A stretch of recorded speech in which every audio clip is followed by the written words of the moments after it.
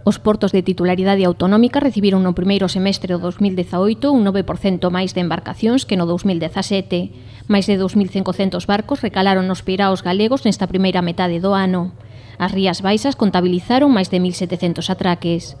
O Monterreal Club de Iates de Baiona rexistrou o maior número de embarcacións, con 214 tránsitos, seguido do Porto Deportivo da mesma localidade, con 190, e a Mariña de Combarro, con 148. Deste modo, a provincia de Pontevedra confirma o ascenso e bons resultados na actividade portuaria. E que supón, no ámbito, insisto, xeográfico das Rías Baixas, un incremento dun 2% interanual. Quero recalcar o que dixen, o que ese moi mal tempo que tivo lugar.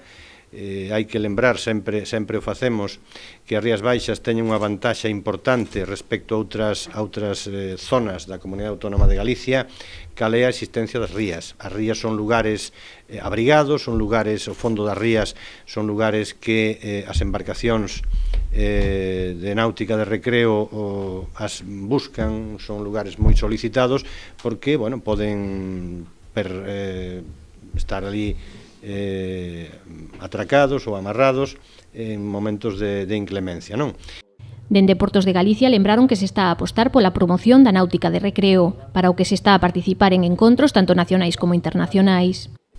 Cos tránsitos, coa captación de embarcacións en tránsito, é algo que vimos traballando desde hai prácticamente 6 anos, coa presencia en diferentes salóns e feiras nacionais e internacionais, nacionais por suposto Fitur, pero despois a nivel internacional xa adianto que no mes de setembro estaremos no Southampton Boat Show de Gran Bretaña, despois a finales de mes no Grand Pavois de La Rochelle, a finales de ano no Salón Náutico de París e despois xa a finales de xaneiro do ano que ven no Boot Düsseldorf, o que ten lugar para o mercado alemán.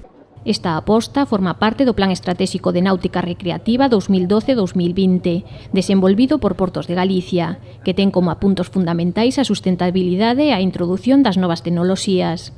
Dende a entidade pública destacan o impacto económico que esta actividade ten non só nas instalacións portuarias, senón tamén na contorna. O retorno producido polas embarcacións en tránsito neste primeiro semestre do ano foi duns 300.000 euros.